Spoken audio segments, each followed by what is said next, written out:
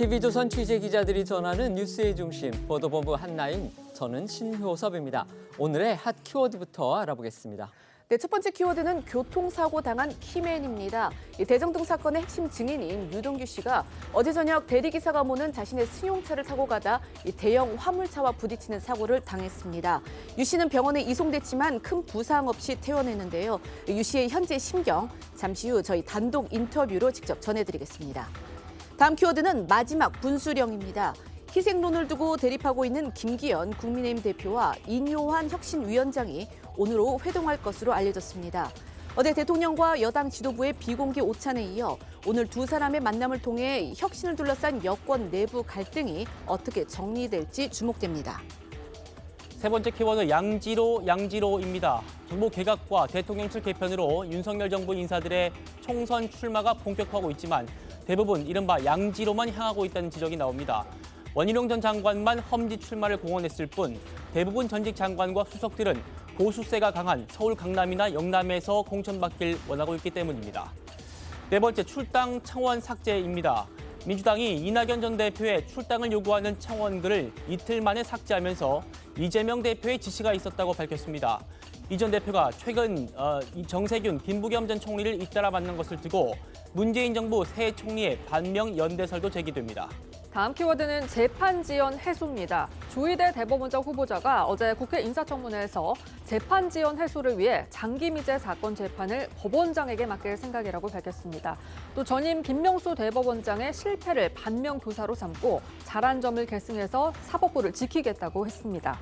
마지막 키워드는 바닷물 수장입니다. 이스라엘군이 가자지구 땅굴에 바닷물을 부어 하마스를 소탕하는 작전을 구상하고 있는 걸로 전해졌습니다. 실제 실행 여부를 두고 미국 내에서도 의견이 엇갈리는 가운데 민간인이 추가로 희생될 수 있다는 우려도 나옵니다. 첫 번째 이슈로 가보겠습니다. 영상부터 확인하시죠.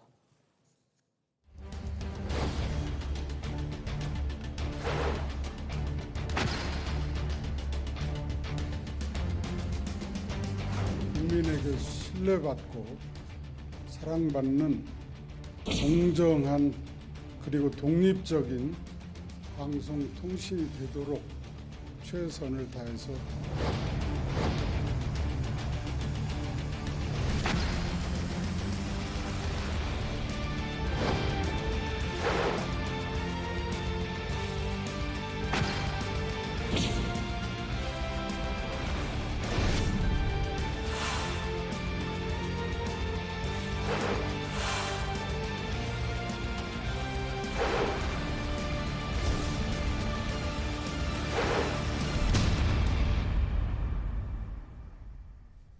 방송통신위원회는 여야가 가장 첨예하게 맞서는 정쟁의 최전선 부처가 되고 있습니다.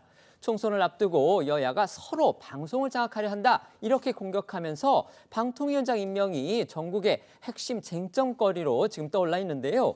윤석열 대통령이 잠시 전에 그 문제 자리에 후임자를 발표했습니다. 네, 윤 대통령이 오늘 오전입니다. 이 신임 방송통신위원장 후보자로 김홍일 국민권익위원장을 지명을 했습니다. 지난 1일 이동관 전 위원장의 사의를 윤 대통령이 재가를 한 지 5일 만인데요. 이례적으로 빠른 인선이라고 할 수 있겠습니다. 김대기 비서실장은요, 브리핑을 통해 김홍일 후보자가 어떤 상황에서도 흔들림 없이 공평하게 업무를 처리하는 것으로 정평이 나 있고 대내외 신망도 높다면서 이 지명 이유를 설명을 했는데요. 특히 지금은 이 방통위에 이해관계가 첨예하게 충돌하는 현안이 산적해 있어서 그 어느 때보다도 이 공명정대한 업무 처리가 필요한 시점이라면서 이 김 후보자를 방통위의 공정성을 지켜낼 적임자로 판단을 했다라고 덧붙였습니다. 또 이와 함께 이 교육부 차관에는 오석환 대통령실 교육비서관이, 그리고 국가보훈부 차관에는 이희연 해군 대령이 내정이 됐습니다. 김대기 비서실장의 브리핑 들어보시겠습니다. 김홍일 현 국민권익위원회 위원장을 지명하셨습니다. 어린 시절 부모를 여인 후에 소년 가장으로 농사일을 하면서도 새 동생의 생계와 진학을 홀로 책임지고 또 뒤늦게 대학에 진학한 후 법조인이 되신 입지전적인 인물이기도 합니다. 공명정대하면서도 따뜻한 법조인으로 오로지 국민을 위해 헌신할 준비가 되어 있습니다. 어디에도 치우치지 않는 균형 있는 감각으로 방송통신위원회의 독립성과 공정성을 지켜낼 적임자라고 판단합니다. 방송통신위원장에 이제 법조인들이 임명된 사례는 몇 번 있습니다. 전전 그 위원장인 한상혁 위원장도 변호사였죠. 하지만 이렇게 검찰 출신이 지명된 건 이례적인 일이다, 이런 평가가 나옵니다. 야당도 지금 이 부분을 집중적으로 문제를 삼고 있습니다.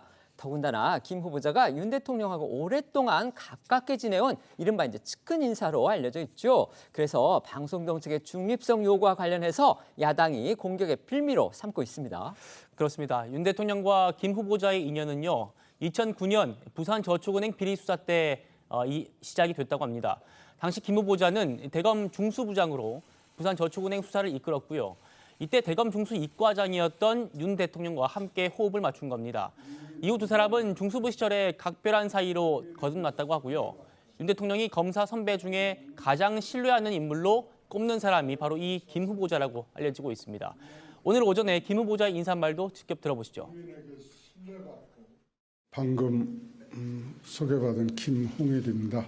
제가 절차를 거쳐서 임명이 된다면 국민에게 신뢰받고 사랑받는 공정한 그리고 독립적인 방송통신이 되도록 최선을 다해서 노력하겠습니다.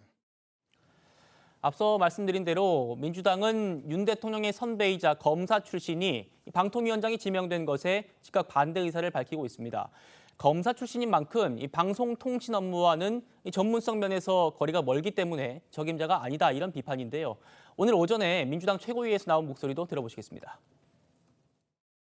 방송통신위원회가 사정기관도 아닌데 검사 출신 말고는 적합한 사람이 없습니까? 방송통신에 대한 전문성은 물론이고 검사로서의 이력을 봐도 매우 부적절한 인사라는 것을 쉽게 알 수 있습니다.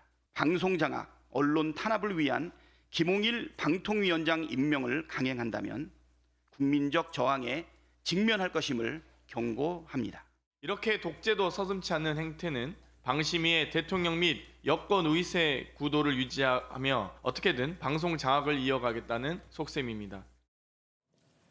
민주당이 저렇게 비판에 날을 아주 강하게 세우고 나섰는데, 사실 민주당이 정권을 잡았을 때도 방통위원장에 무슨 방송통신 전문가를 세웠다? 솔직히 그런 기억이 별로 없는 건 또 사실이기 때문에 여당은 또 그 부분을 또 반격을 하고 있습니다.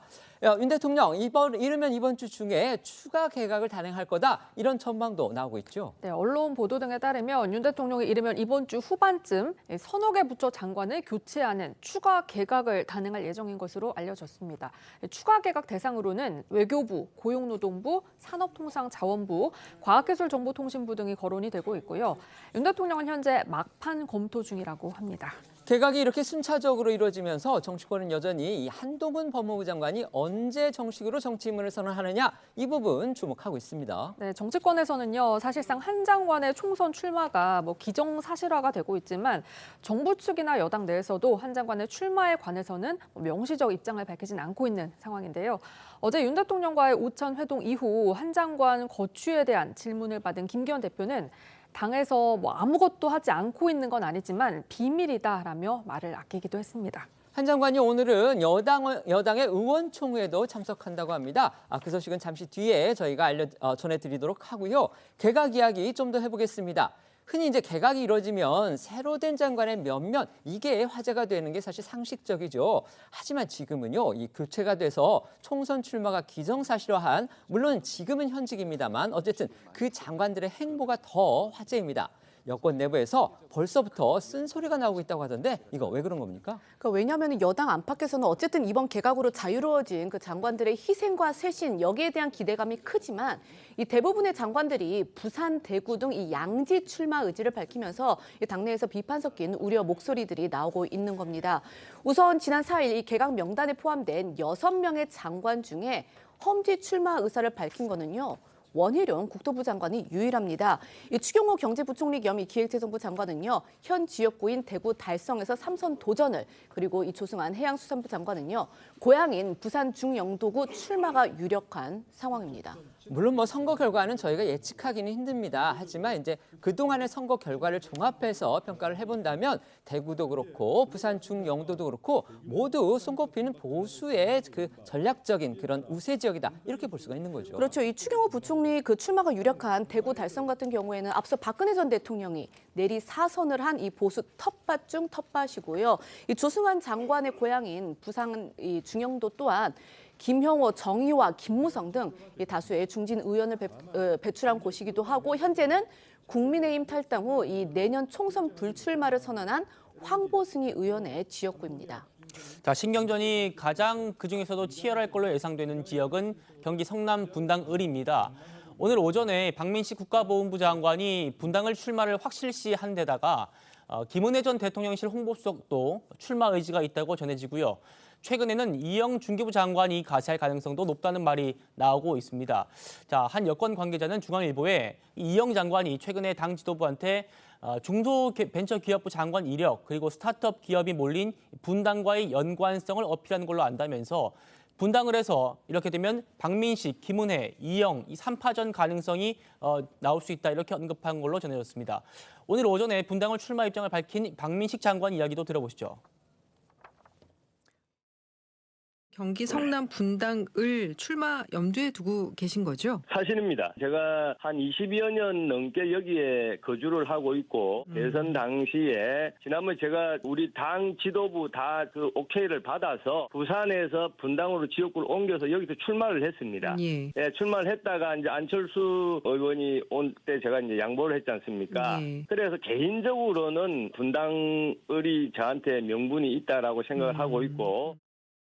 앞서 말씀드린 대로 이번 개각 명단에 오른 장관 중에 이 험지 출마를 선언한 건 원희룡 국토부 장관 한 사람뿐인데요.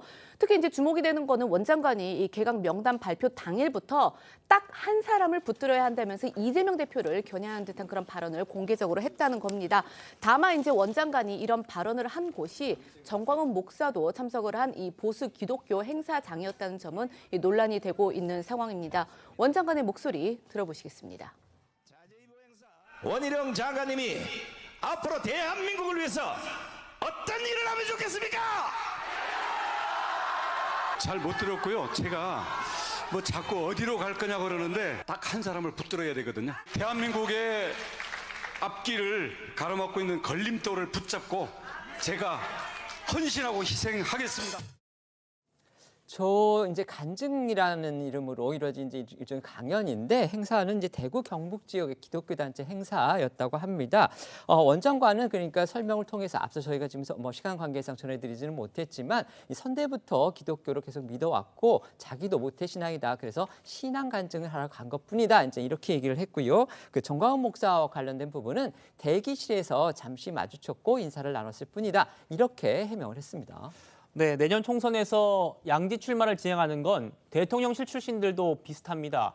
서울 마포갑에서 초선 의원을 지냈던 강승규 전 시민사회수석은요. 내년 총선에서는 방향을 틀어서 자기 고향인 충남 홍성 예산을 겨냥하고 있고요. 또 임종득 전 국가안보실 2차장도 자기의 고향인 경북 영주 출마를 노리고 있는 걸로 알려지고 있습니다. 두 곳 모두 국민의힘 의원들의 현 지역구로 보수 성향이 강한 곳이고요. 또 안상훈 전 사회수석은 출신 학교인 이 서울 현대고가 있는 강남갑 출마를 희망한다고 전해지고 있는데 강남갑은 아시는 것처럼 현대 태영호 의원의 지역구입니다. 태 의원은 최근에 험지를 가라면 내려놓고 백의종군하겠다면서 불출마를 시사하기도 했습니다. 네, 이런 상황을 바라보는 여권 내부의 시선은 곱지 않습니다. 홍준표 대구시장은요, 지난 4일 자신의 SNS에 대통령실 인사들이 모두 양지를 찾아 떠난다고 지적을 하면서 윤 대통령이 미숙한 참모들만 데리고 힘든 국정을 끌어가야 하는 상황에 안타까움을 나타내기도 했고요. 중앙일보에 따르면 국민의힘 의원들 사이에서는 꽃길을 걸어온 사람들이 또 꽃길을 걸으려 한다거나 중량감 있는 인사가 자객 출마를 자처해도 모자랄 판에 텃밭에서 집안 싸움 소식이 들려오니 씁쓸하다라는 비판이 나오고 있다고 전해졌습니다. 이렇다 보니까 내년 총선 전국의 일종의 태풍의 눈으로 지목되는 한동훈 장관에 대한 관심이 계속되고 있는 상황인데요. 앞서 전해드린 대로요. 잠시 후 2시입니다. 한 장관이 취임 이후에 처음으로 국민의힘의 의원총회에 직접 참석한다고 합니다. 네, 이게 이제 공식적으로는요. 출입국 이민관리청 관리청 정책을 설명하는 자리입니다. 하지만 이제 여당 의원들을 직접 만나는 자리만큼 이 거치와 관련한 구체적인 언급이 나올지 이 부분도 이제 주목이 되고 있습니다. 그리고 이제 말씀하신 것처럼 한 장관이 이 여당 의총에 참석하는 거는 지난해 5월 장관 취임 후 처음인데요. 한 장관은 오늘 의총에서 이 이민청 그 신설 필요성과 추진 방안을 보고할 예정이라고 합니다. 관련해 국민의힘 관계자는 한 장관과 이 국민의힘 소속 의원들이 미래 정책과 현안을 두고 자연스럽게 논의하는 과정에서 공감대도 쌓여가게 될 것이다라고 전했는데요. 이 관련해서 한 장관의 지난 발언들도 들어보시겠습니다. 이민청 설립 검토를 포함하여 이민 정책을 수준 높게 추진해 나갈 체제를 갖춰 나갑시다. 네, 총선 이후에도 이민청을 직접 맡아서 본부에서 진행을 하실 계획입니다. 저는 어떤 결실을 꼭 내가 따먹어야 된다고 생각하지는 않아요. 최선을 다할 거라는 말씀드립니다. 저희가 전해드렸습니다. 이번 개각을 통해서 6명의 장관이 나왔고요. 그다음에 대통령실, 그에 앞선 대통령실 개편을 통해서 5명의 대통령 수석들이 또 교체가 됐습니다. 이들 중에 상당 부분이 이제 다음 총선에 나갈 것이다. 이렇게 지금 알려지고 있는데 그런데 문제가 되는 건 여당 내부에서 나오는 지적입니다. 이들 중에서 대부분이 다 이른바 양지로만 가려고 한다. 이러면 문제가 되는 거 아니냐. 결국은 장관이라든지 대통령 수석의 영예를 노렸는데 당을 위해서 희생할 생각은 하나도 없는 거냐. 지금 이런 비판적인 얘기들이 벌써부터 나온다고 합니다. 어떻게 생각하십니까? 그러니까는 그 좋은 지역을 가지 않고 어려운 지역을 가면 당을 위한 희생이라고 생각한다는 자체가 내년 총선이 상당히 어렵다라는 전제를 지금 깔고 있는 겁니다. 그러다 보니까는 내각에서 장관으로 활동을 했으면은 사실은 인지도도 상당히 높고 또 그만큼 그 현 정부의 어떤 그 네임 밸류를 그대로 보여주는 부분인데 오히려 양지만을 쫓아가다 보니까 당내에서 쓴소리가 나오는 것 같고요. 지금 당내에 있는 국회의원들도 사실 대부분 국민의힘으로 치면 험지인 곳에서 당선된 사람은 거의 없습니다. 그만큼 4년 전 총선이 굉장히 어려웠는데요. 아마도 이제 대통령의 신뢰를 받으니까 이 사람들이 어떻게든 국회의원이 돼가지고 결국은 의회의 장에서 대통령의 국정 운영을 지원해야 된다라는 인식이 깔려 있는 것 같습니다. 그런데 이왕이면 제2의 원희룡 또 제3의 원희룡이 나타나서 그만큼 지금 정부에 대한 자신감을 표출하고 또 어떻게 보면은 정치라는 게 짧지 않습니다. 그래서 지금 희생으로 보여도 이게 희생이 아니고 본인에게 기회가 될 수도 있습니다. 좋은 지역을 상대로 장관 출신이 3-4명씩 붙어갖고 경쟁하는 모습 자체는 그렇게 좋아 보이지는 않을 것 같습니다. 알겠습니다. 저는 개각 이후에 집권 여당의 모습 상당히 아쉽습니다. 일단 개각을 단행했을 때 나간 인사들에 대해서 이렇게 주목이 높은 전례가 없어 보입니다. 여당에서는 이런 예상 전국에 민주당이 국정조사 추진하는 거 민생을 좀 배관시하는 거 아니냐라고 이야기를 하는데요.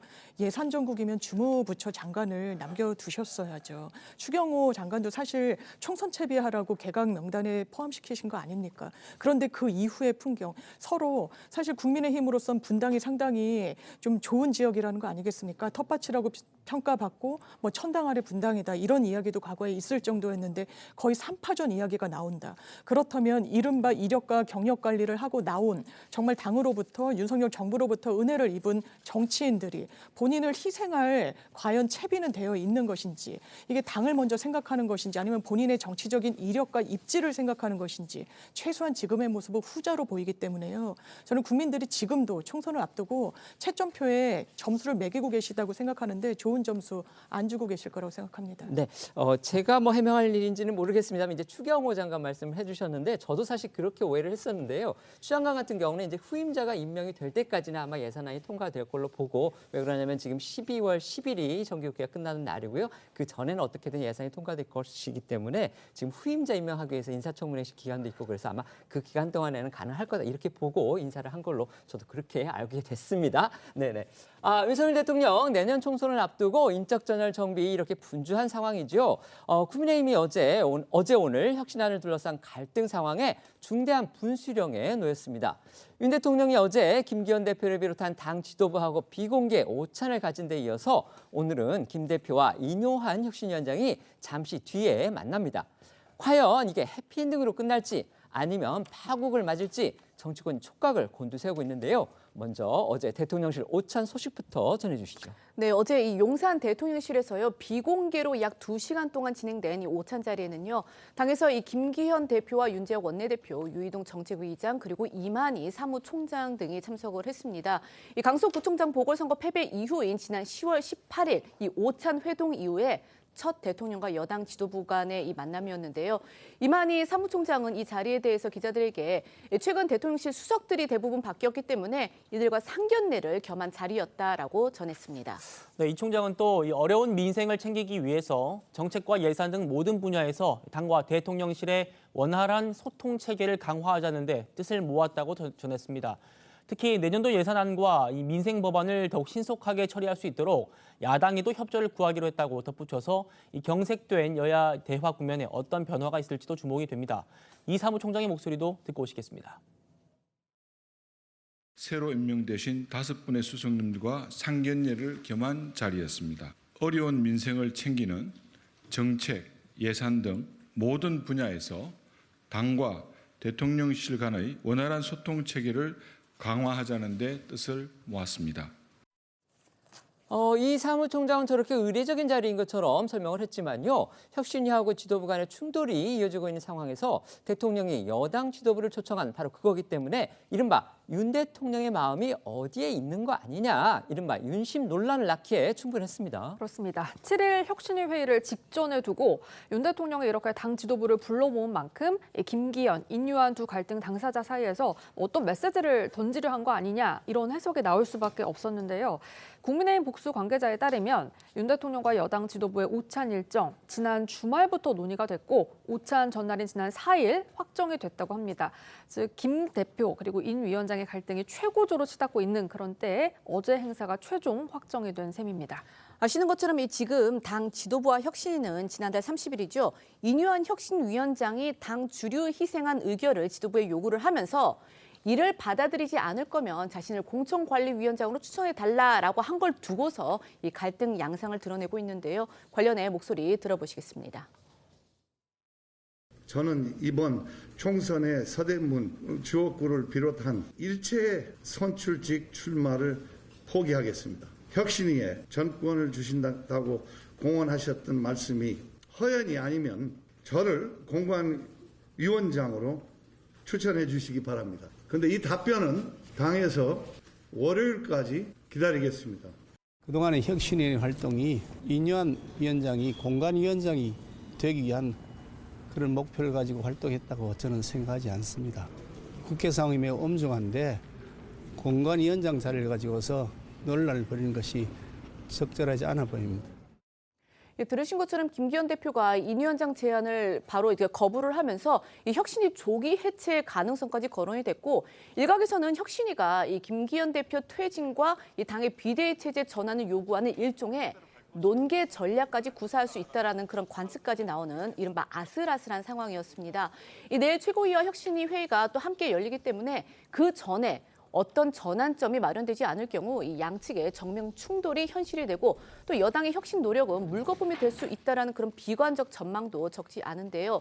어쨌든 이런 상황에서 윤 대통령이 당 지도부를 불러서 식사를 함께 하니까 이 지도부 주변에서는 결국 대통령이 지도부, 그러니까 김기현 대표에게 힘을 실어준 것이 아니냐, 이런 해석이 나온 겁니다. 김기현 대표 역시도요, 자신은 힘이 빠진 적이 없다 이러면서 이른바 비대위 전환 가능성 일축했습니다. 네, 오찬을 마친 뒤에 김 대표는 기자들한테 2시간 정도 이야기를 했으니까 여러 얘기를 많이 했다. 몇 마디만 했겠냐 이러면서 윤 대통령이 지도부한테 힘을 실어준 거 아니냐는 해석에 대해서 나는 힘 빠진 적이 없는데 김기현이 힘 빠졌다고 보이느냐, 이렇게 반문을 한 겁니다. 그러면서 김 대표는 최근 울산에서 열렸던 자신의 의정 보고에서 대통령과 3-4시간씩 통화하는 사이라고 한 데 이어서 어제도 대통령과 만나면 3-4시간씩 이야기한다면서 윤심을 또다시 강조하기도 했는데요. 관련해서 지난 김 대표의 목소리도 듣고 오시겠습니다. 저는 대통령하고 자주 만납니다. 자주 만나야 얘기가 되지 먼 발치에서 서로 할 수는 없잖아요. 직접 만나서 어떤 때는 만나면 한 3시간씩도 얘기하고요. 그냥 주제를 가지고서 막 이렇게 하는 게 아니고 그냥 프리토킹을 합니다. 이런 얘기 저런 얘기. 하지만 당 주류가 이렇게 아전 인수식의 해석을 하고 있다. 이런 부분과 관련해서 이제 시체말로 오버해서는 안 된다. 이런 반론도 나오고 있습니다. 네, 한 비주류 의원은요. 이 시점에 오찬을 한 거에는 이유가 있겠지만 혁신위를 배제한 이 지도부 힘식기로 무조건 예단하기는 어렵다고 했습니다. 혁신위가 내놓은 희생 안건을 비롯한 각종 혁신안이 국민적 공감을 얻고 있는 걸 고려를 하면 윤 대통령 오찬으로 이렇게 지도부 손을 들어줬다라고 단정지어서는 안 된다는 의미인데요. 실제로 어제 한 라디오에 나왔던 강승규 전 대통령실 시민사회 수석은 대통령도 혁신이 성공하길 바랄 거냐라는 이 진행자 질문에 대통령도 혁신 성공을 바랄 거다라고 답해서 눈길을 끌었습니다. 목소리 듣고 오겠습니다.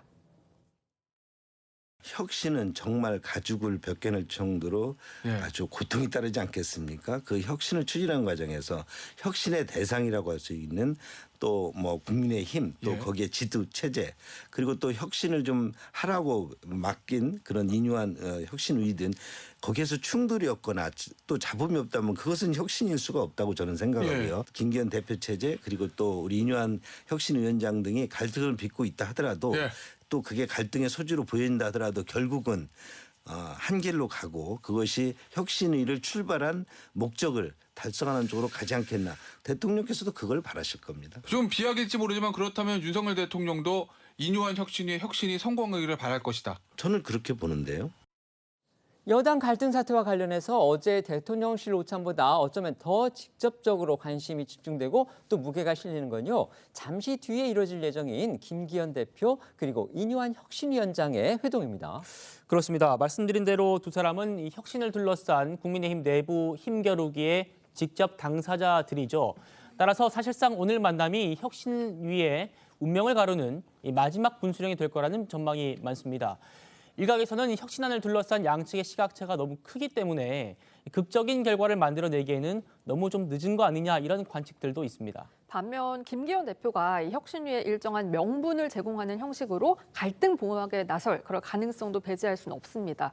인유한 위원장도 지도부에 좀 더 시간을 주는 식으로 유연함을 보일 가능성이 있다는 관측도 있습니다. 혁신 노력을 좌초할 경우 두 사람이 공멸함은 물론이고요. 내년 총선 결과까지 불보듯 뻔해진다라는 비관적인 전망이 우세하기 때문인데요. 관련해서 이양수 원내 수석 부대표의 목소리 듣고 오겠습니다. 인유한 혁신위원장이 이제 당의 여러 가지 혁신 제안을 했고요. 그런 것들에 대해서 몇 가지는 이제 총선 기획단이나 이런 데 반영이 돼서 내년 총선이나 뭐 당의 개혁 그런 안에 반영이 되는데 몇 가지는 또 잘 추진이 안 되는 거 아니냐 하는 그런 이야기들이 언론을 통해서 나왔는데 그것에 대해 이제 김기현 당대표께서 또 설명을 하고 하는 그런 자리인 것 같아요. 두 분이 이견이 있는 것은 좀 조정을 하고 또 공감하는 부분은 좀 더 증폭시켜서 계획을 가지고 있는 그런 자리가 될 것 같습니다. 곧 결론이 나오겠지만요. 김기현, 인유한 두 사람의 회동에 대해서 정말 정치권, 특히 여권 내부에서 촉각을 곤두세우고 있습니다. 결국 이제 관건을 좀 요약을 하면 김기현 대표가 그 혁신위의 안, 그러면 희생도 있고 여러 가지 안들이 있습니다. 그걸 받아들일 것이냐. 지금 현재까지의 나온 어떤 행태라든지 발언을 보면 별로 그럴 생각이 없고 버티는 것처럼 그렇게 보이기도 하지만 정치에서는 또 극적인 반전이라는 걸 하는 그런 것도 저희가 여러 번 봐왔기 때문에 혹시 김기현 대표가 그런 걸 준비하고 있는 건 아니냐 이런 관측이 있는 것도 사실입니다. 어떻게 전망하십니까? 지금 답이 없다라는 상황인데요. 우선 그 전에 어떤 일이 벌어졌느냐. 우선 인유한 위원장이 대통령이 내게 소신껏 하라라는 이야기를 전했다라는 것 때문에 논란이 됐어요. 제3자를 통해서. 네. 그러면서 지금 그 여당의 중진 윤핵관에 대한 험지 내지는 퇴진을 또 요구하지 않았습니까? 그러면서 막판에는 공관위원장직을 요구하는 상황이었고 김기현 대표는 단칼에 2시간 만에 거절을 했고요. 그다음에 당무감사를 했잖아요. 근데 퇴진 내지는 험지의 대상인 장제원 의원 같은 경우는 당무감사에서 1등을 했다 그러더라고요. 부산에서. 아직 그거는 이제 확인된 결과는 예, 아닌데 지금 어디서 들으셨나 보군요. 저는 들었어요. 네네. 그래서 지금 이런 상황에서 대통령이 그 지도부를 먼저 초대해서 오찬을 하지 않았습니까? 그러다 보니까 그 내에서 김기현 대표에게 힘을 실어준다는데 저는 솔직히 제 개인 생각입니다만 그 반대로 보고 있어요. 그렇게 보는 의견도 만만치 않습니다. 네, 그래서 이게 오늘 이제 오후에 만나면은 결국은 누구도 만족하지 못하지만 시간을 좀 벌어주면서 명예롭게 서로 퇴로를 찾는 거기서 끝날 것 같다라는 생각이 들고요. 김기현 대표 체제는 지금 쉽게 무너지지 않는 구도로 돼 있습니다. 왜냐하면 그 최고위원 구성을 보면 그렇죠. 그렇잖아요. 그런데 과연 그러면 냉정하게 국민의힘이 내년에 승리해야 되는데 과연 김기현 체제로 내년 특히 수도권에서 이길 수 있는가 이 생각을 하면 다들 머리가 아픈 상황입니다. 그러다 보니까 어제 대통령과의 오찬에서 원활한 소통 얘기만 했다 그러지만 저는 그 얘기만 나왔다고 생각하지 않고 오늘 회동은 그래도 나름대로 대통령의 역할이 있었다고 생각을 하고요.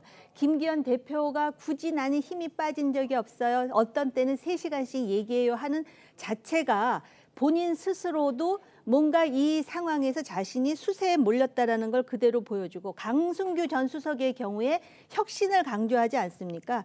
그래서 답은 이거예요. 어쨌든 오늘 만나는 걸로 끝나진 않는데요. 크게 변화해야 되고 그러려면은 김기현 대표 그다음에 혁신위원장도 죄송합니다. 제 얘기예요. 크게 퇴장하면서 체면을 살리면서 퇴장을 하되 뭔가 아주 새롭고 참신한 구도로 총선을 준비하는 거 외엔 대안이 없다고 생각해요. 네, 이제 야당 쪽이시니까 네. 다른 질문 드릴게요. 아까 지금 대통령하고 여당 지도부 사이에 그 오찬에서 결과를 발표하면서 민생 법안이나 예산 이런 거 이제 원활하게 처리를 하기 위해서 여야 간의 대화에 좀 더 나서도록 하자 이런 얘기를 했다고 합니다. 근데 뭐 저희가 객관적으로 솔직히 말하면 지금 여야 간의 대화에서 가장 중점적으로 그 공격의 화살을 받는 쪽은 대통령실이잖아요. 네. 대통령이 이재명 대표를 한 번도 만나고 있지 않기 때문에 이제 그런 상황과 관련해서 혹시라도 여권의 어떤 대화 방향이 바뀔 가능성이 있다고 보시는지 어떻게 생각하십니까? 저는 대통령께서 바뀌실 거면 강서구청장 선거 이후에 바뀌셨을 거라고 생각합니다. 그때 사실 한 일간지 제목을 보고 놀란 적이 있는데 대통령이 불통 같아도 바뀌면 무섭게 바뀐다는 평가였어요. 전혀 그렇지 않았습니다. 국정 운영의 방향성이 바뀌었나? 그렇지 않아 보이고요. 최근에 인사들을 보더라도 그렇습니다.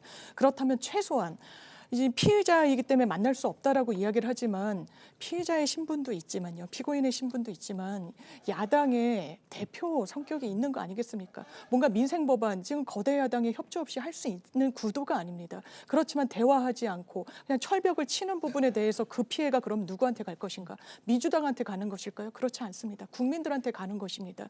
그렇다면 당 내분도 상당히 문제가 있고 대통령이 그럼 김기현 체제에 힘을 실어줄지 혁신해야 될지 그 부분도 중요하겠지만 국민들이 궁금해하시는 건 그런 게 아닐 겁니다. 전반적인 국정 쇄신 그 부분에 대한 요청 총선 전에 마무리돼야 국민 선택받을 수 있을 겁니다. 네.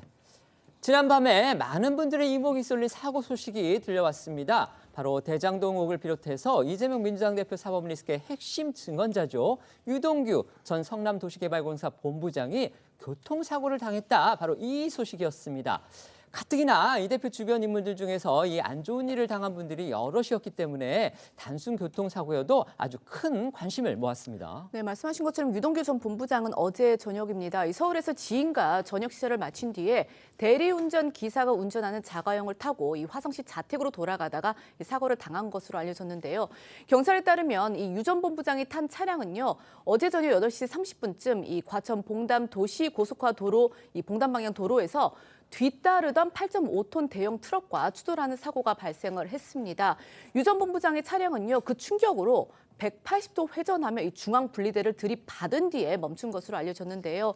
다행히 1차 사고 후에 후속 사고는 없었다고 하고요. 경찰은 이 트럭이 1차로에서 2차로로 그리고 유 전 본부장의 차량은 3차로에서 2차로로 진입을 하면서 약간 이 차로를 변경하다 발생한 사고의 무게를 두고 좀 더 자세한 사고 경위를 조사하고 있습니다. 이 사고 상황 등을 좀 더 이제 자세하게 듣기 위해서 이제 저희도 그 유동규 전 본부장을 접촉을 해봤는데요. 유 전 본부장은요, 측면으로 부딪혀서 다행이지 정면으로 부딪혔으면 정말 대형 사고가 날 뻔했다면서 긴박했던 사고 당시를 설명을 했습니다. 그리고 이 사고 정황상 좀 납득이 되지 않는 부분도 있다고 주장을 했는데요. 직접 들어보시겠습니다. 퉁치니까 이제 우리 차가 180도로 회전하면서 그 중앙 분리대를 퉁치고 후진으로 한 제 상으로 상당히 많이 밀려갔어요. 정면으로 받았으면 중앙분리대 뚫고 지나가거나 아니면 그냥 거기서 그냥 큰 사고를 당할 뻔했어요. 생각을 해보면 대형 트럭이 1차선으로 2차선 가는 차를 추월해가지고 들어온 거거든요. 그러니까 3차선으로 가든지 뭐 해도 될 텐데 1차선으로 와가지고 우리 후미를 받을 이유가 뭐가 있는지 아무튼 저는 좀 뭔가 좀 이상해요. 아니면 조금 그래요. 좀 납득이 안 돼요. 그 제가 근거 없이 괜히 이야기를 할 수는 없으니까. 그쵸. 저도 봐야 되겠어요. 그냥 뭐 단순 사고인지 뭔지 저도 모르겠어요. 좀. 관련해서 경찰은요, 좀 더 늦게 이 2차로로 진입한 유 전 본부장 차량에 좀 과실 비중을 좀 더 두고 있는 것으로 전해졌는데, 다만 트럭이 이 지정 차로를 위반한 것은 인정을 하고 이 과태료를 부과할 방침이라고 합니다. 유 전 본부장은요, 사고 후에 곧바로 병원에 이송이 됐다고 합니다. 다행히 유 전 본부장을 포함해서 대리기사, 트럭 운전사 모두 크게 다치지는 않았다, 이렇게 전해졌습니다. 네, 다행히 중상자가 발생하지는 않았습니다. 유동규 전 본부장은 사고 당시에 머리를 부딪혀서 고통을 호소했고요. 곧바로 인근 병원으로 이송돼서 CT 촬영을 한 뒤에 귀가를 했습니다. 들으신 대로 오늘 오전 저희와의 통화에서도요, 머리가 계속 아프다, 또 다른 병원에 가서 추가 진단을 받아봐야 할 것 같다, 이렇게 말을 했고요. 또 어제 곧바로 입원을 왜 안 했냐 이렇게 물으니까 그 병원이 입원하기에는 좀 작은 병원이었다, 이렇게 설명을 했습니다. 유 전 본부장의 목소리 이어서 들어보시겠습니다. 자고 일어나더니 몸이 너무 아프네요. 어저께는 머리가 너무 아파서 병원 갔더니 일단 어저께는 뇌출혈이 없다고 그러는데 일단 이게 뇌출혈이라는 게 며칠 후에 나올 수 있다네요. 그래서 오늘 한번 병원 가고 전체적으로 한번 진단을 좀 받아봐야 될 것 같아요. 입원하겠냐 그래서 입원 안 한다고 그러고 거기 입원할 만한 병원이 아닌 것 같아서 입원 안 한다고 그러고 일단 집으로 와서 집에서 쉬고. 경우는 전혀 다른데요. 이 대표의 사법 리스크와 관련해서 어제 또 다른 이 가슴이 철렁한 그런 사건도 있었습니다. 이른바 법카 유용으로 의혹으로 압수수색을 받은 분이 한때 실종이 돼서 아주 여러 사람들을 놀라게 했습니다. 맞습니다. 이재명 대표 법인카드 사적 유용 의혹과 관련해서 법인카드 사용처로 지목돼서 압수수색을 받았던 세탁소 주인이 극단적 선택을 암시하는 메시지를 남기고 연락이 두절됐다가 무사히 발견이 된 겁니다. 검찰 관계자는 해당 세탁소 주인이 평소에도 개인적 사안으로 우울감을 많이 느꼈다고 들었다면서 이 대표 법인카드 사적 유용 의혹 사건과 관련해서는 조사 대상도 아니고 소환 통보를 한 적도 없다고 설명을 했습니다. 유동규 전 본부장의 사고 소식도 그렇고 이제 정황만 놓고 보면은 결국 단순한 어떤 사건 또는 해프닝 이렇게 봐야 할 텐데 이 대표의 사법 리스크와 접점이 있는 인물들이기 때문에 이른바 온라인 커뮤니티에서 말 그대로 설왕설래가 오갔다고 합니다. 그러니까 아무래도 이 유동규 전 본부장은 이 김용전 부원장이 1심에서 유죄를 선고받는데 어떻게 보면 결정적인 역할을 하는 등 재판의 핵심 증인으로 출석을 하면서 이 주요한 법정 증언들을 내놓고 있는 인물입니다. 그리고 앞서도 이제 저희가 전해드린 대로 이재명 대표 측에서 활동을 하다가 변심한 후에 이 대표를 향해서 이 폭로성 진술을 쏟아내면서 사실상 이 대표 저격수로 나섰던 인물이기 때문에 이제 이번 사건과 관련해서 이제 각종 음모론이 터져 나왔는데요. 이 보수 성향 온라인 커뮤니티에서는 이 유 전 본부장의 교통사고도 좀 더 자세한 내막을 살펴봐야 한다라는 이제 주장들이 나왔고, 하태경 국민의힘 의원은요, 오늘 한 라디오 인터뷰에서 어떤 음모가 있다고 보진 않지만 다수의 국민들은 의문의 눈초리로 바라보지 않겠느냐라는 지적을 하기도 했습니다. 이 앞서 김용전 부원장 1심 재판 직후 나왔던 유동규 전 본부장 목소리 들어보시고 이어서 하태경 의원 목소리 들어보시겠습니다. 저는 그냥 사실대로 말하겠습니다. 수혜자는 이재명이죠. 수혜자는 이재명이고 주변인들은 전부 다 이재명을 위한 도구였습니다. 어제 밤에 깜짝 놀랐어요. 유동규 교통사고. 교통사고 지금. 저는 무슨 음모가 있을 거라고 생각하진 않습니다. 아하. 근데 이제 문제는 실체적 진실이 중요한 게 아니라 그 뉴스를 본 다수 국민들은 이거 아수라 속편 아니야? 이런 식으로 생각을 할 겁니다. 민심이 그렇다는 거죠. 이재명 부근에 의문사들이 많기 때문에 계속해서 의문의 눈초리로 이걸 아마 쳐다볼 거라고 생각합니다. 알겠습니다. 다시 한번 말씀드리지만 지금 들려드린 내용 어디까지나 하태경 의원의 개인적인 그런 의견이고요. 하 의원을 포함해서 이렇게 음모론적 시각 이런 거는 이제 이른바 이 온라인 커뮤니티 같은 데서 이런 얘기들이 오가고 있다는 걸 저희가 전달을 하는 것이고 저희 방송의 의견과는 전혀 관계가 없다는 거 다시 한번 말씀드리겠습니다. 경찰이 조사를 하고 있기 때문에 그 결과 차분히 지켜봐야 할 듯 싶습니다. 유동규 전 본부장은요, 교통사고가 났던 어제 공교롭게도 이 대장동 재판의 증인으로 출석을 했습니다. 이 대표 최측근인 정진상 전 실장 측하고 또 고성을 주고받으면서 충돌했다고 합니다. 맞습니다. 어제 열린 이 대장동 재판은요. 이재명 대표와 공동 피고인이죠. 정진상 전 실장의 혐의에 대해서만 따로 떼어서 진행했기 때문에 이 대표는 출석하지 않았습니다. 앞서 김용 재판에서 진술의 신빙성을 인정받았던 유동규 전 본부장은 증인으로 대신 출석을 했는데요. 대장동 4인방 중 한 명인 정영학 회계사가 검찰에 이른바 정영학 녹취록을 제출한 직후에 이 정진상 전 실장과 대화를 나눴다 이렇게 주장을 했습니다. 그때 정 전 실장이 정영학이 얼마만큼 알고 있냐 이렇게 물었고 자신이 상당히 많이 알고 있을 거다. 불똥이 다 튀면 어떡하냐 이렇게 답을 하니까 정 전 실장이 심각하네 이거 뭐 운명이지라고 말했다고 구체적으로 진술을 한 겁니다. 그러자 정 전 실장 측 변호인은 그럼 그 대화 전까진 정 전 실장이 정영학 리스크를 몰랐다는 뜻이냐라고 물었는데요. 유 전 본부장은 다소 흥분한 목소리로 왜 몰랐겠냐. 그걸 몰랐다면 검찰에 정영학에 출석한 얘기를 왜 했겠냐.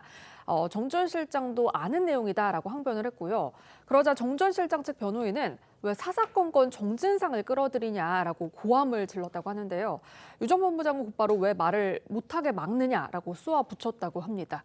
양측의 고성이 오가자 재판부는 잠시 휴정할 것으로 제안을 하면서 중재에 나서기도 했는데요. 관련해서 앞서 혐의를 전면 부인했던 정진상 전 실장 목소리 그리고 여기에 반박했던 유동규 전 본부장의 목소리 이어서 들어보겠습니다. 현 검찰 정권의 수사는 증자살인 3인 성호입니다.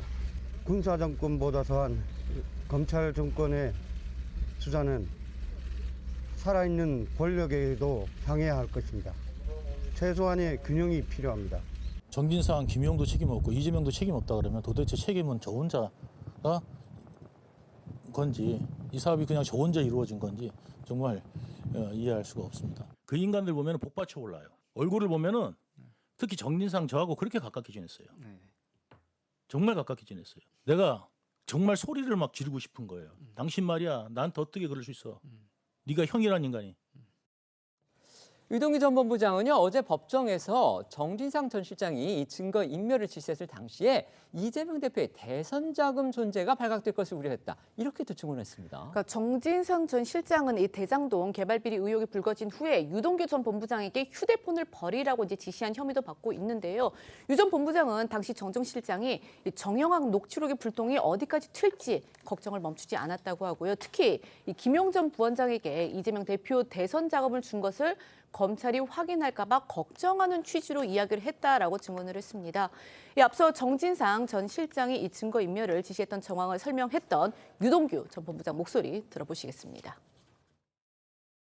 정진상이 내가 그 실경이하고 잠든 사이에 전화를 무지하게 했더라고. 몇 번을 했더라고. 이제 전화를 이제 받았지 어쨌든. 갑자기 바깥에 초인종이 누르는 거야 누가. 8시쯤에. 형 누가 왔는데? 딱 그랬더니 일단 기다려보래. 초인종을 계속 누르는 거야.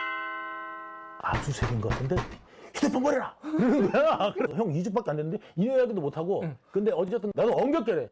그러고 던진 거야. 다음 날 검찰에 자꾸 출석하라고. 그랬더니 김용이 그러는 거야. 너 지금 검찰에서 우리 정보에 오면 너 바로 구속하려고 준비하고 있으니까 넌 들어가면 끝장이야. 큰일 나. 야 진상이가 너 때문에 말이야. 지금 중암지검장하고 술을 먹고 있다.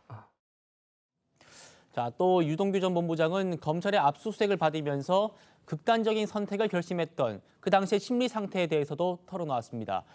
말할 수도 없고 말할 상황도 아니어서 너무 복잡한 마음이었다면서 어차피 자신이 다 떠안고 가야 한다고 생각했고 또 정영학 녹취록을 어떻게 부인할지 검찰이 어떻게 답하고 이재명 대표한테 피해가 없도록 할지 이것만 머릿속으로 되뇌었다 이렇게 설명을 했습니다. 그러면서 제일 후회가 되는 건 검찰에 모든 사실을 그대로 이야기했어야 하는데 왜 바보처럼 어떻게 변명할까 궁리했던 것이라면서 억울하다고 목소리를 높이기도 했다고 합니다. 유 전 본부장은 저희도 앞서 전해드린 것처럼 김용 전 부원장의 1심 유죄 판결을 이끌어내는데 결정적인 역할을 한 것으로 평가가 됩니다. 법원이 김 전 부원장의 위증교사 의혹 이것이 실체가 있다 이런 판단을 또 내린 것으로 알려져서 새로운 수사가 시작될 듯합니다. 네, 해당 의혹부터 좀 설명을 해드리면요. 검찰은 유동규 전 본부장과 정민용 변호사 증언을 토대로 김용 전 부원장이 지난 2021년 5월 3일 유 전 본부장의 부원장의 사무실에서 이 정치자금 명목으로 1억 원을 받았다고 보고 있는데요.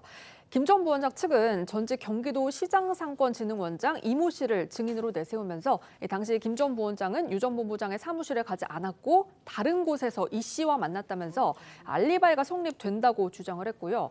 이 씨는 증언을 뒷받침하기 위해서 휴대전화 일정 어플리케이션에서 이 해당 날짜에 김용 전 부원장이라고 입력된 화면을 찍은 사진 등을 증거로 제출을 했습니다. 일정이 담긴 휴대전화 그 자체가 아니고 그 화면을 찍은 사진이었다는 거. 자, 시청자 여러분들도 이 점 기억해 두십시오. 네, 하지만 검찰은 이 씨가 위증을 했고 또 증거 역시 위조됐다고 보고 강제 수사에 착수를 했는데요. 이 과정에서 이 씨는 위증과 위조 증거 사용 혐의 대부분을 자백했습니다. 네, 그리고 지난달 30일 있었던 1심 재판에서 재판부 역시 이 씨의 증언을 믿기 어렵다고 판단한 것으로 보이는데요. 말씀하신 대로 재판부는 이 씨가 이 증거가 되는 휴대전화를 직접 제출한 것이 아니라 그 화면을 다른 휴대전화로 촬영한 그 사진만 제출한 것이고 해당 휴대전화는 별다른 이유 없이 제출하지 않았다 이렇게 이제 지적을 한 것으로 보입니다. 이 피고인 측 증인의 위증 및 허위 자료 제출과 메신저를 통한 피고인과 사건 관계인 간의 직접적 접촉 등이 의심 가는 사정도 확인을 했다고 명시했다고 합니다.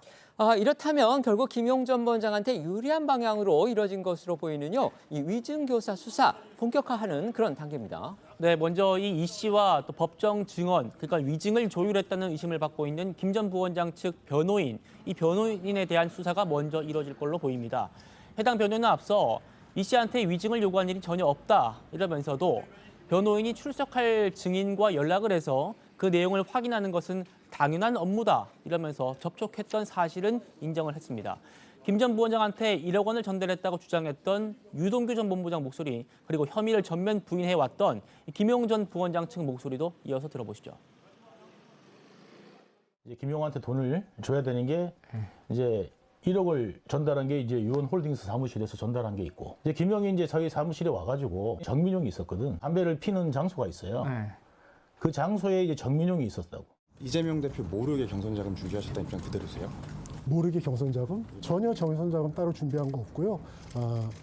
이재명 대표님 같은 경우 원칙에 따라서 우리는 선거를 치렀을 뿐입니다.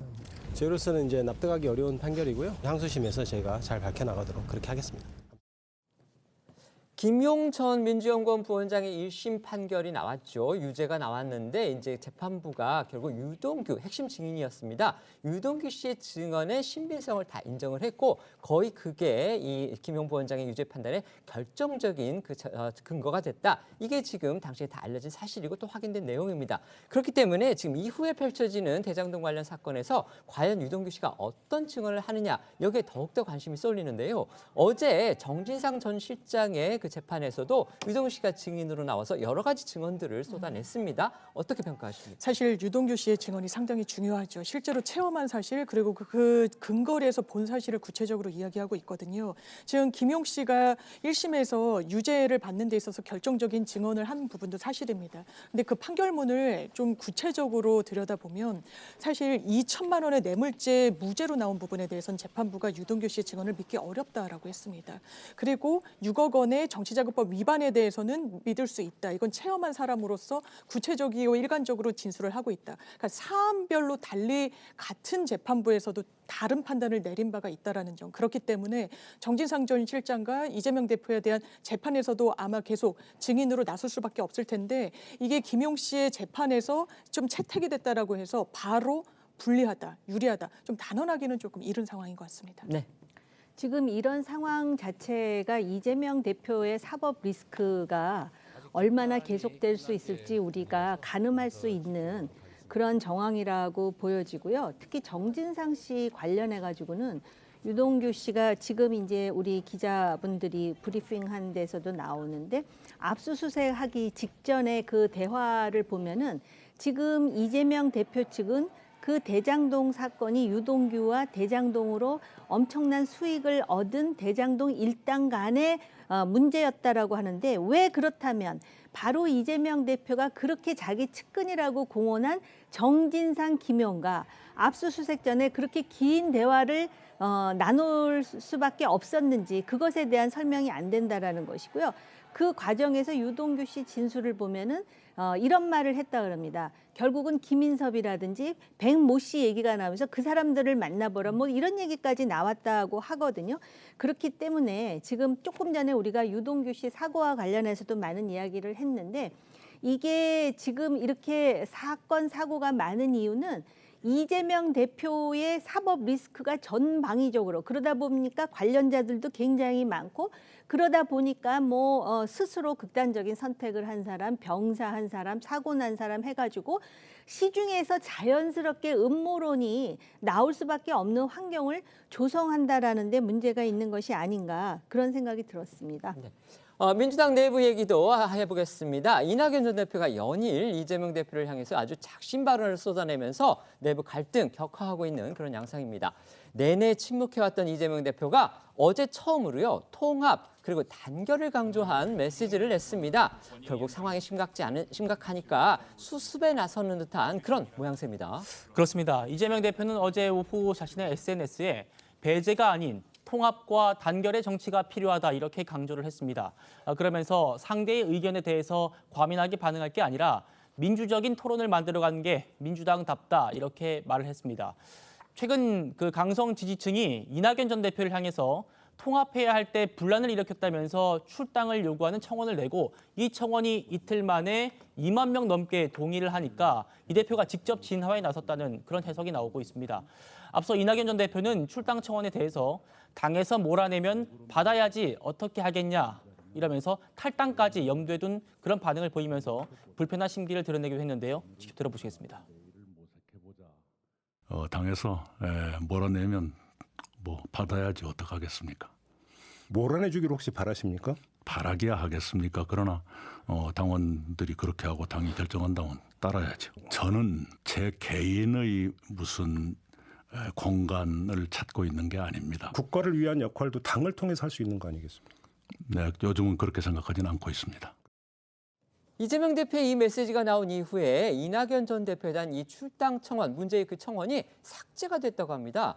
이재명 대표가 어떻든지 간에 통합 의지를 행동으로 보인 거다. 이런 평가는 일단 나옵니다. 네, 민주당은 어젯밤 이 등록 이틀 만에 2만 명이 넘는 동의를 받은 이 전 대표에 대한 출당 청원을 삭제를 한 것으로 전해졌는데요. 이 통합과 단결을 강조한 이재명 대표의 메시지에 발맞춘 그런 후속 조치로 풀이가 됩니다. 다만 지시를 내린 대상이 누군지를 두고서 당내에서 좀 말이 엇갈렸습니다. 당대표 정무조정실장인 김영진 의원은요. 조정식 사무총장이 판단을 해서 청원권을 내렸다 이렇게 말을 했고 박성준 대변인은 이재명 대표의 지시였다라는 설명인데요. 들어보시겠습니다. 의견을 표명하는 것은 표현의 자유로 할 수 있지만 그것이 누구누구 탈당, 누구누구 출당 이런 방식으로 극단적인 형태로 나가서 갈등과 분열을 배제를 이끌어내는 것은 단호하게 반대한다. 그런 취지로 글을 썼고 어제 그 홈페이지에서 이낙연 대표에 관련한 그 글을 삭제한 겁니다. 언론 보도를 바로 확인하고 페이스북에 글을 올리고 그런 다음에 그 홈페이지에서 내린 겁니다. 배제 정치가 아니라 통합과 단결의 정치로 나가는데 과연 적절하냐, 맞지 않다. 그래서 사무총장이 판단해서 내린 겁니다. 청원이 있었는데 당 차원의 조치에서 이제 홈페이지에 내렸고 그것은 당대표의 지시가 있었습니다. 민주당 통합으로 가야 되는 부분에 있어서 상당히 위해적인 요소가 있기 때문에 당대표도 그렇고 당 차원에서도 조치가 있었다 이렇게 말씀드리겠습니다. 조치의 그 주체가 누구이든 간에 어쨌든 이재명 대표가 통합 메시지와 함께 이 출당 청원 삭제한 거는 결국 이낙연 전 대표를 끌어안으려고 나섰다. 이런 해석이 충분히 가능합니다. 심지어 친명계 일각에서는요, 이제 2단계 조직격으로 명락회동, 그러니까 두 사람의 회동에 군부를 떼는 또 그런 분위기입니다. 네, 먼저 말을 꺼낸 건요, 홍익표 원내대표였습니다. 어제 한 라디오 인터뷰에서 명락회동을 주선할 생각은 없느냐라는 사회자 질문에 주선을 해야 될 만한 상황이 된다면 늘 할 수 있다면서 두 분이 전화통화하고 봤으면 좋겠다라고 피력을 했는데요. 박주민 원내 수석 부대표 또 안민석 의원 역시 이 명락회동에 긍정적 언급을 했습니다. 들어보겠습니다. 어차피 당대표 이재명 당대표님의 본연의 목적, 활동, 방향 이런 것도 다 통합 아니겠습니까? 그래서 필요하다면은 안 만나실 필요는 없겠죠. 다 두루두루 만나시고 하는 게 당대표 기본적인 역할이니까요. 통합을 위해서 항상 애쓰시니까 뭐 필요하다면 만나시거나 뭐 말씀하신 대로 여러 가지 어떤 조치들을 취하실 거라고 봅니다. 그 두 분이 만나셔야죠. 당 화합을 두 분이 도모하셔야 된다고 보고요. 지금은 총선 승리가 최대의 과제지 않습니까? 뭉쳐야지 이기죠. 분열해서 이기는 선거는 없습니다. 저는 두 분이 만나셔서 통합의 그런 큰 길을 만드시길 바랍니다. 여기서 한 발 더 나아가 이 박지원 전 국정원장은요, 오늘 SNS를 통해서 이재명 대표 측에서 이낙연 전 대표를 비롯해 이원욱, 김종민, 조홍천, 서른 등 이른바 이 가결파 의원들과 회동 일정을 조율 중인 것으로 알고 있다면서 이들도 여기에 화답을 해야 한다 이렇게 주장을 했습니다. 결국 이제 친명계에서 이 명락회동 추진을 갖다가 좀 밀어붙이는 듯한 약간 좀 급해 보이기도 하는 듯한 그런 인상 주는데요. 이낙연 전 대표 측의 분위기는 어떤가요? 네, 통화를 해보니까요. 이낙연 전 대표는 박지원 전 원장의 주장과는 다르게 아직은 이재명 대표와 만날 그런 계획이나 뭐 따로 일정을 조율 중인 사안이 없다, 전혀 없다 이렇게 답을 했습니다. 만약 이재명 대표 측에서 먼저 만남을 청해 오면은 만날 거냐 이렇게 또 재차 물어봤는데 긍정도 부정도 하지 않고 아무 생각도 가지지 않고 있다 이렇게 말했고요. 그러면서 이 말이 조금 의미심장합니다. 민주당의 개혁이 무슨 협상 대상이라고 생각하지 않는다. 협상 대상이 아니다. 이렇게 강조를 한 겁니다. 지금까지 들으신 내용들을 종합을 해보면 이낙연 전 대표는 이른바 명락회동에 대해서 다소 회의적인 그런 분위기죠.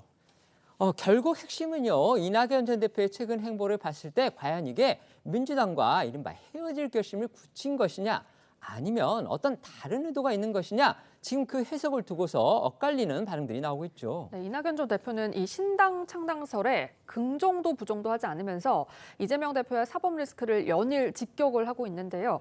어제 KBS 광주방송과 인터뷰에서는 현 정치 상황을 답안이 2개뿐인 그런 시험지에 비유를 하면서 국민에게 새로운 선택지를 보이는 게 필요하다고 강조를 해서 또 한 번 신당 창당 가능성의 여지를 남겼고요. 그러면서 많이 기다려도 개선되지 않는다. 더는 기다릴 수 없다. 이런 말로 선택의 순간이 머지 않았음을 시사를 했습니다. 다만 이 전 대표는요, 어제 방송 인터뷰에서 이 자랑스러운 민주당을 어떻게 복원할 수 있을지 고민을 하고 있다라고 말을 해서 이 사실상 당 지도부의 거취를 압박하기 위해 이 신당까지 언급을 하는 등 강한 목소리를 내는 것이다라는 해석도 나옵니다. 그런가 하면요. 이낙연 전 대표가 김부겸 정세균 전 총리, 그러니까 문재인 정부 당시의 새 총리입니다. 만났던 사실을 밝히면서 야당 일각에서는 결국 민주당 출신의 이 3명 전직 총리가 반명연합을 구축하는 거 아니냐. 지금 이런 추측까지 나오고 있습니다. 자, 만남이 있었다는 건 결국 서로 어느 정도 공감대까지 이뤘다는 것이냐. 이 부분 궁금합니다. 네, 일단 정확한 거는 이낙연 전 대표와 정세균, 김부겸 이 세 총리가 함께 한 자리에서 만난 건 아니고요.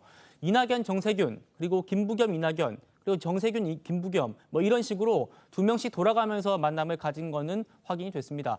만남에서 당내 현안에 대한 의견을 나눈 걸로 알려지고 있고요. 관련해서 이낙연 전 대표 얘기 직접 들어보시겠습니다. 김부겸 전 총리 2번 만나셨다고 말씀하셨잖아요. 또 구체적인 얘기는 어디까지 진행이 된 겁니까? 당의 상황에 대해서 걱정을 많이 했고요. 네, 국가에 대해서도 염려했고 그런 선이었습니다. 정세균 총리님도 많이 상심하고 계셔서 그런 얘기를 깊숙하게 더 들어가기가 쉽지 않았습니다. 단지 현 상황에 대해서 매우 깊은 문제의식을 가지고 있다. 네, 다만 이들이 반명연대를 구축해서 활동에 나설지는 좀 더 지켜봐야 할 것 같습니다. 이낙연 전 대표부터가 이 정치권 일각에서 제기되고 있는 연대설에 대해서 좀 아직 진척된 부분이 있는 건 아니다라고 선을 그었습니다. 김부겸 전 총리 역시 동아일보와 통화에서 당 상황을 아직 좀 더 지켜봐야 한다고 생각한다면서 신중한 모습을 보였고요. 또 정세균 전 총리 측도 현재 당 상황의 심각성은 충분히 우려하고 고심하고 있지만 당장 움직일 상황은 아니다라고 말한 것으로 전해졌습니다.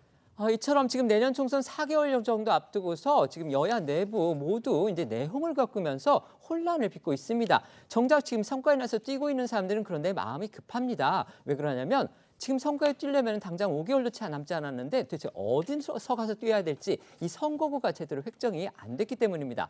어제 선거구 획정안 초안이 국회에 보고가 됐는데요. 일단 좀 눈에 띄는 내용을 보니까요. 저희가 흔히 정치 1번지라고 하죠. 서울 종로 선거구가 지금 사라질 운명에 처했습니다.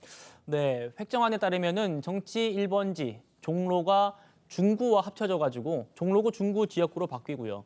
또 1988년 소선거제 이후에 단일 선거구를 유지해 왔지만 인구수가 줄면서 옆에 있던 중구와 합쳐지게 된 겁니다. 종로 현역 의원은 아시는 것처럼 국민의힘의 최재형 의원인데요. 여권 내에서는 출마설이 나오는 한동훈 법무장관이나 이미 출마를 선언한 하태경 의원의 가능성이 제기가 되고 있습니다. 야당에서는 임종석 전 청와대 비서실장 그리고 노무현 전 대통령의 사위인 곽상원 변호사가 지금 지역위원장으로 출마가 거론돼서 빅매치가 어떻게든 이루어질 걸로 보입니다. 또 서울 노원도요. 지금은 갑을병 세 곳인데 병이 사라지게 됩니다. 갑을 두 곳으로 통합이 되는데요.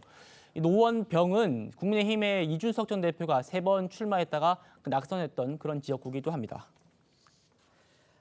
지금 아까 저희가 소식을 전해드렸지만요. 민주당 내부 상황이 아주 복잡하게 돌아가고 있습니다. 도대체 어떻게 가닥이 잡힐지 저희도 예측하기 힘든데 지금 이제 가장 최근에 나온 변수는 바로 이낙연 전 대표가 정세균 그다음에 김부겸 이 전직 총리들하고도 연쇄회동을 가졌다는 겁니다. 결국 이제 두 사람씩 이렇게 만났다는 겁니다. 결국 이들이 만약에 연합을 할 경우에 과연 그 파괴력이 얼마나 될지 이 부분 궁금할 수밖에 없습니다. 어떻게 평가하십니까? 사실 연합이라고 이제 지칭되고 있지만 당의 원로로서 고문으로서 쓴소리 던지고 계시는 거 아니겠습니까?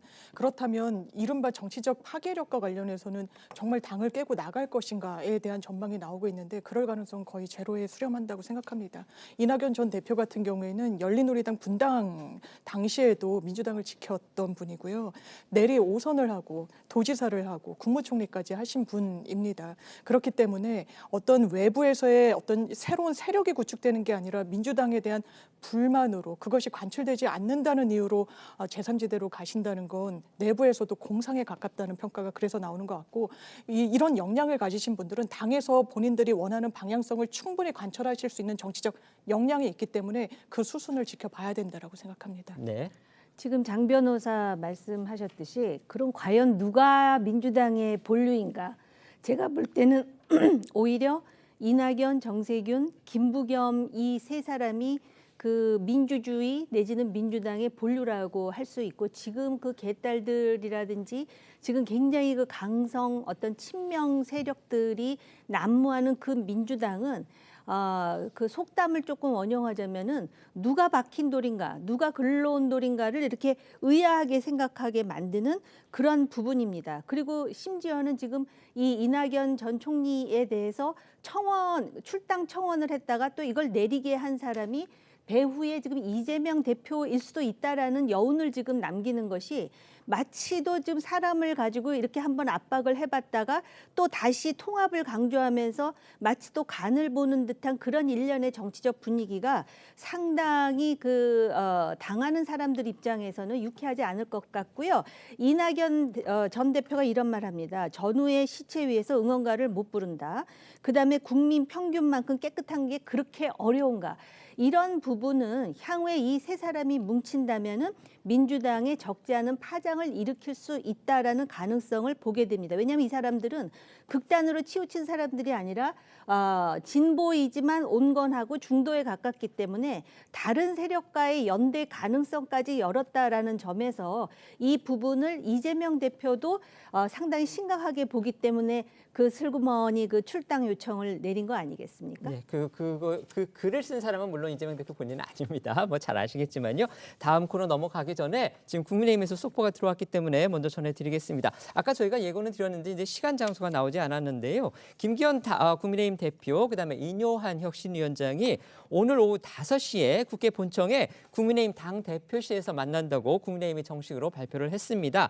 국민의힘은 언론 발표를 통해서 간담회는 이제 언론의 스케치 그러니까 기자들이 그 오프닝 장면만 보고 난 다음에 퇴장을 하면 비공개로 진행할 예정이다. 이렇게 덧붙였습니다.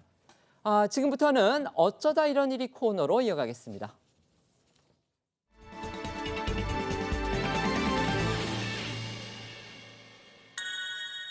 첫 번째는요. 파주로 못 간다입니다. 전두환 전 대통령의 유해를 파주에 안정하려는 그런 유가족들의 계획이 결국 무산이 됐습니다. 네, 전두환 전 대통령의 안장이 추진된 파주의 토지 소유자가 이 매각 중단을 결정했기 때문인데요. 이 토지 소유자 A씨는 오늘 연합뉴스를 통해서 매물을 거둬들였으며 앞으로도 팔 생각이 전혀 없다라고 밝혔습니다. A씨는 전 대통령 이 유해 안장 추진에 지역사회가 반발하는 것에 심리적 부담을 느껴서 매매를 포기한 것으로 알려졌습니다. 전두환 전 대통령의 유해는요, 사망한 지가 2년이 지났는데도 지금 유족이 집에 계속 보관하고 있다고 합니다. 바로 장지를 구하지 못한 바로 그 때문입니다. 그런데 이번에 이 파주에 안장하려던 계획도 수포로 돌아가면서 결국 집에 유해가 계속 보관되는, 그러니까 결국 이제 정확히 말하면 이제 유골함이겠죠. 그 기간 더욱 길어질 것으로 예상이 됩니다. 네, 전두환 전 대통령은요, 퇴임 이후 내란 및 군사 반란죄로 실형을 받아서 전직 대통령의 예우가 박탈됐습니다. 국립묘지에 안장될 수 없는 건데요. 때문에 유족은 전 대통령의 생전 회고록에 북녘 땅에 내려다 보이는 전방 고지에 100골로라도 남아 통일의 날을 맞고 싶다라는 심경을 밝힌 것에 따라서 전방 지역 파주시 문산읍 장산리에 안장을 추진을 해왔습니다. 하지만 이 소식이 전해지자 이 파주 지역 사회는 그야말로 발칵 뒤집힌 건데요. 장산리 주민들은 학살범 전두환 여기 오지 마라라는 현수막을 내걸기도 했고요. 파주 시민단체는 파주 그 어디에도 학살자 전두환을 편히 잠들게 할 곳은 없다라면서 반대 기자회견을 열기도 했습니다. 또 파주시장과 지역 의원들까지 거세게 반발을 했는데요. 관련해서 영상으로 보고 오겠습니다. 화장해서 북녘땅이 보이는 곳에 뿌려달라고도 하셨습니다. 파주는 전두환을 받아들일 수 없고 모든 방법을 동원해서 막아낼 것이다. 유족들은 파주를 역사적 죄인의 무덤으로 만들려는 시도를 즉각 중단하길 강력히 촉구한다. 두 번째는요, 장난감으로 한 번입니다. 자, 무슨 사건입니까? 네, 이 아내를 살해한 혐의를 받고 있는 이 50대 현직 변호사의 구속 여부가 오늘 결정될 예정인데요. 사건은요, 지난 3일 저녁 이 50대 남편 A씨가 서울 종로에 위치한 자신의 아파트에서 부부싸움을 하다가 40대 아내 B씨를 둔기로 폭행해 살해한 혐의를 받고 있습니다. 특히 이 사건이 세간에 충격을 준 이유 중 하나는요, 이 남편 A씨라는 사람이 국내 대형 로펌에 재직 중인 미국 변호사로 알려졌기 때문인데요. A씨는 사건 직후 이 소속 로펌에서 퇴직 처리된 것으로 전해졌습니다. 경찰이 조사하는 과정에서 이 남편 A씨가 범행에 쓰이는 것으로 보이는 그 도구가 또 밝혀지기도 했습니다. 네, 이 A씨는 경찰 조사에서 아내를 고양이 장난감으로 한번 때렸다 이렇게 진술한 것으로 전해졌습니다. 그리고 실제 사건 현장에서도 약 35cm 길이의 둔기가 발견이 됐는데요. 한쪽은 플라스틱이고 다른 한쪽은 쇠로 되어 있는 그런 금속 재질의 막대였다고 합니다. 그 둔기에는 혈흔도 묻어 있던 걸로 전해지고 있는데요. 사건과 관련해서 목격자의 진술도 들어보시겠습니다. 경찰차 3대, 그다음에 경찰 본부 하나, 과학수사차 하나 쭉 와가지고 CCTV를 다 검색을 해갖고 경찰이 그래서 저는 이제 밤에 불이 오래 켜 있는 걸 봐가지고 이거 그냥 예사로운 게 아닌데 그래서 폭행이 좀 심했거나 그러지 않나. 둔기로 한번 때렸다. 남편이 이렇게 진술했다고 알려졌는데요. 또 기사를 나오는 거 보니까 국과수에서 이제 검시를 좀 했나 봅니다. 그러니까 아내의 사인이 이 질식사다. 이렇게 또 추정된다고 합니다. 네, 경찰은 정확한 사인 확인을 위해 국과수에 시신 부검을 의뢰를 했는데요. 1차 부검 결과 아내 사인은 경부 압박 질식과 저혈량 쇼크인 걸로 전해졌습니다. 때문에 A씨가 아내 목을 졸랐을 가능성도 제기가 되고 있는 건데요. 경찰 관계자는 약동물 검사 등 최종 감정 결과 또 수사 상황 등을 종합해서 사인을 판단할 예정이라고 밝혔습니다. 이 사건 아내의 사인도 그렇고 그다음에 범인으로 추정되는 지금 A씨의 어떤 직책이나 이런 경력 이런 것도 그런데 그 사건을 전후로 해서요. 이 남편 A씨의 행동이 좀 수상하고 이상한 점이 많다. 지금 이것도 또 눈길을 끌고 있죠. 앞서 이 사건 발생 이후에 남편 A씨가 직접 소방서에 아내 머리가 다쳤다라면서 이 최초 신고 전화를 한 것으로 알려졌는데 그런데 이제 소방 관계자들이 현장에 출동했을 당시에는 아내가 이미 심정지 상태인 것으로 전해진 겁니다. 여기서 특이점은요. 소방관과 경찰이 도착했을 당시에 정작 신고를 했던 남편은 현장에 없었고 대신 이 A 씨의 이 남편의 아버지만 있었다는 건데 아들 대신 현장에 있었던 이 A 씨의 아버지는요, A 씨와 마찬가지로 현직 법조인인데다가 이 검사 출신의 전직 다선 국회의원인 것으로 전해져서 충격을 주고 있습니다. 네, 신고 이후에 현장을 비운 A 씨는요, 신고한 뒤 1시간이 지나서야 집에 돌아왔는데요. 이때는 혼자가 아닌 자신의 변호인을 대동한 상태였습니다. 변호인과 함께 돌아온 A 씨는 처음에는 묵비권을 행사를 했는데 경찰의 추궁이 이어지자 결국 범행을 시인한 것으로 전해졌는데요. A 씨는 경찰에 금전 문제와 성격 차이로 다투다가 홧김에 아내를 살해했다고 진술한 걸로 알려졌고요. 실제로 두 사람은 이혼 소송은 하고 있진 않지만 별거 중인 상태였다고 하는데요. 사건 당일엔 아내가 잠시 집에 짐을 가지러 방문했다가 변을 당한 걸로 보고 있습니다. 자, 변호사라고 합니다. 이제 미국 네. 변호사라고는 하지만 어쨌든 법률가인데 이 남편 A 씨의 범행 전후를 이용한 전후에 보이는 이 수상한 동선 어떻게 봐야 될까요? 상당히 이례적이죠. 본인이 신고를 했으면은 바로 이제 출동을 할 것이라는 게 인지되는데 변호사를 대동하고 현장에 다시 나타났다는 겁니다. 또 그 현장에는 정작 또 아버지가 그렇습니다. 있었다는 아버지가 겁니다. 있었고 본인은 미성년자 자녀를 데리고 가기 위했다고 하는데 앞뒤가 안 맞는 부분이 있죠. 변호사를 데리고 갔으니까요. 그렇기 때문에 구체적으로 범행 수법과 관련해서도 뭐 고양이 장난감으로 때렸다고 했지만 이 실제적인 1차 부견 소견과는 또 다른 부분이 있고요. 그러니까 미스테리로 남아있는 부분이 상당히 있기 때문에 진술과 증거를 정말 정교하게 맞춰봐야 될 것 같습니다. 알겠습니다. 세 번째는요. 상어 얼굴을 쓱입니다. 정말 상어가 보이는데요. 맞습니다. 이 상어 전문가로 알려진 미국의 한 다이버가 상어를 마주쳤을 때의 생존법을 이 영상으로 공개해서 화제를 모으고 있습니다. 그런데 정말 이 방법으로 상어를 퇴치할 수 있느냐, 이 갑론을박이 벌어지고 있다고 하는데 먼저 화면을 보시면요. 바닷속에서 상어가 다이버를 향해 정면으로 다가오는데 이때 지켜보던 다이버가 도망치기는커녕 상어 앞으로 손을 내밉니다. 그러고는 이 상어의 얼굴에 손을 얹더니 쓱 밀어버리죠. 그러자 놀랍게도 상어가 그냥 지나가 버리는 모습을 확인할 수 있습니다. 자, 영상 속에 보시는 이 거대한 뱀상어는 상어 중에서도요, 가장 난폭한 종으로 불립니다. 백상아리 등과 함께 인간을 습격하는 상어로 유명하다고 하는데요. 이 다이버는 상어로부터 달아나려고 하면 사냥 본능을 오히려 자극하게 된다면서 상어와 맞닥뜨리면은 차분하게 눈을 마주하고 필요하면 상어를 밀어내라 이렇게 강조를 했습니다. 네, 이걸 두고서 네티즌들 사이에서는요, 대부분 못 믿겠다라는 반응이 나온 건데요. 하지만 미 캘리포니아 주립대가 운영하는 샤크랩에 따르면 실제로 이 다이버 주장이 맞다고 합니다. 아니, 상어가 다가왔을 때 상어와 눈을 마주하고 지켜보고 있다라는 걸 알려주면 대부분은 다른 방향으로 헤엄친다고 하는데요. 또 상어 앞에선 항상 뒤를 조심하라고 당부하기도 했습니다. 저희는 1분 뒤에 다시 돌아오겠습니다. 오늘 준비한 소식은 여기까지입니다. 저희는 내일 오후 1시에 더 핫한 소식으로 찾아뵙겠습니다. 시청해 주셔서 고맙습니다.